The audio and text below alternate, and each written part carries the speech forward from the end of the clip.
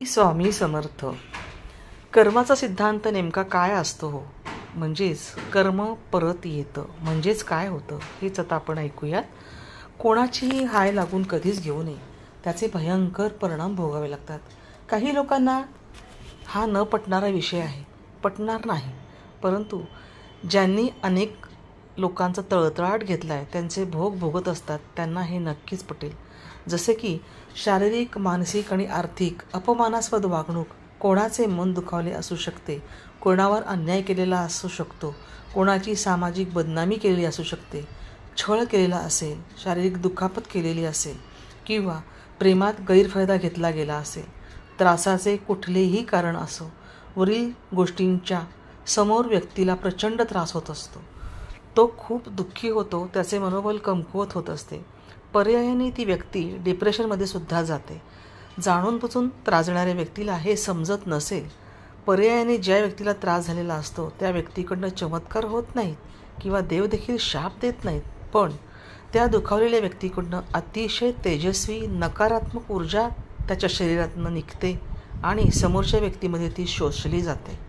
आणि म्हणून मग समोरच्या व्यक्तीला त्याची हाय लागते, त्यालाच आपण तळतळाट लागतो असं म्हणतो.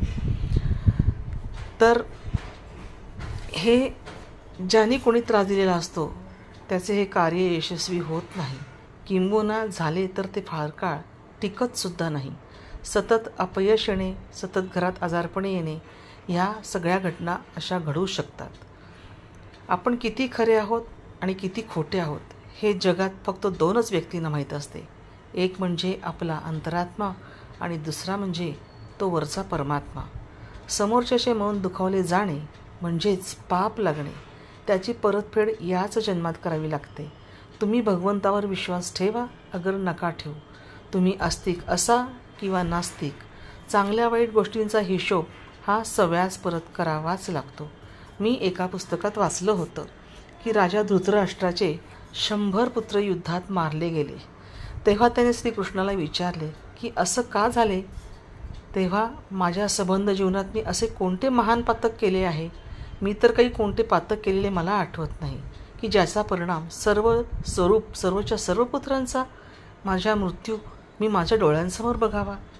मला हे दुखणं असह्य होते आहे. हे दुःख सोसणे माझ्या नशिबी काय यावे? श्रीकृष्णा, मला याचे उत्तर द्या. श्रीकृष्णाने त्यांना उत्तर देण्याच्या ऐवजी एक दिव्य दृष्टी दिली की त्यांना त्यांचा मागचा जन्म धृतराष्ट्र राजाला पाहता येईल. धृतराष्ट्र राजाने त्या दिव्य दृष्टीद्वारे पाहिले की जन्मापूर्वी तो एक पारधी होता आणि पक्षी पकडण्यासाठी त्याने एका वृक्षाला आग लावली होती.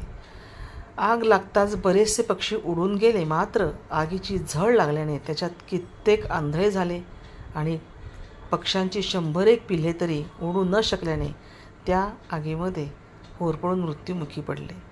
धृतराष्ट्र राजाची त्यावेळची ती क्रिया होती. त्याच्या कर्माचेच फळ कित्येक जन्मानंतर धृतराष्ट्र त्याचे 100 पुत्र युद्धात मारले गेले तेव्हाच ते पूर्ण झाले आणि तेव्हाच कर्म हे फळ देऊन शांत झाले. प्रत्येक गोष्टीमध्ये चांगल्या गोष्टीचा हिशोब हा होतच असतो. हा प्रत्येक कर्माचा सिद्धांतच आहे. चांगले कर्म चांगले फळ देऊन शांत होते आणि वाईट कर्म वाईट फळ देऊन शांत होते.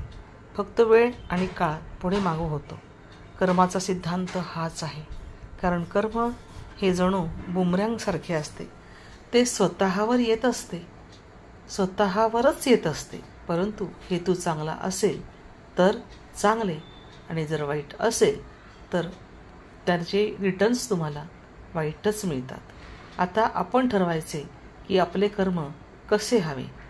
आपण कर्म चांगले करायचे की वाईट करायचे? स्वामी भक्त हो, मनुष्य जन्म हा एकदाच मिळतो आणि एकदाच त्याला त्या जीवनामध्ये, त्याच्या त्या आयुष्यामध्ये चांगलं वागण्याची संधी मिळते. कारण मनुष्य रूपामध्ये असताना, मनुष्य जन्मात असताना चांगल्या आणि वाईट गोष्टीचा विचार करण्याची बुद्धी त्याच्याजवळ असते, जी पशुपक्ष्यांच्या जवळ नसते. परंतु काही पशुपक्ष्यांमध्ये सुद्धा ही बुद्धी असते, परंतु मनुष्य जन्माला मात्र ही बुद्धी अगदी असतेच असते. तेव्हा हा जो मनुष्य जन्म आहे हा आपण कसा घालवायचा? सत्कर्मात की दुष्कर्मात? दुर्योधनाने इतकी सारी दुष्कृत्य केली होती की त्याचा मृत्यूसुद्धा चांगला झाला नाही. भीष्मांनी इतकं सगळं काही चांगलं केलं, पण त्यांचा मृत्यू असा का झाला? बघा, प्रश्न सोडतोय का बघा तुम्ही.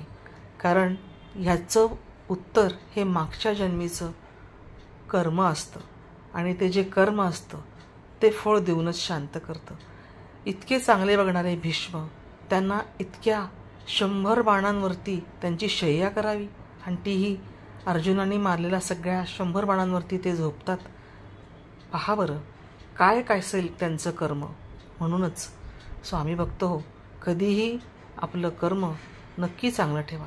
अहो, दुसऱ्याला वाईट बोलणं, दुसऱ्याबद्दल वाईट बोलणं, दुसऱ्याला त्रास देणं किंवा त्याचा त्रास होईल असं मुद्दाम वागणं, त्याला शिव्याशाप देणं, त्याला मारणं, अशा अनेक वाईट गोष्टी या समाजात घडत असतात. त्या घडत असताना बघताना खरंच खूप वाईट वाटतं.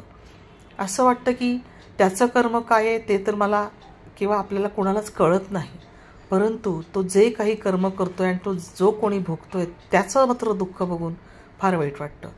तर कधीही तुम्ही आपल्या मनामध्ये असं कुठलं पाप येऊ देऊ नका. येत असेल तर श्री स्वामींचं नामस्मरण करा. तुमच्या मनातले हे सगळे विकल्प दूर 100% होतील. त्यामुळे एकच मनुष्य जन्म आपल्याला मिळतो, तो सत्कर्मी घालवा, स्वामी नामाचा जप करण्यात घालवा, नामस्मरणात करण्यात घालवा.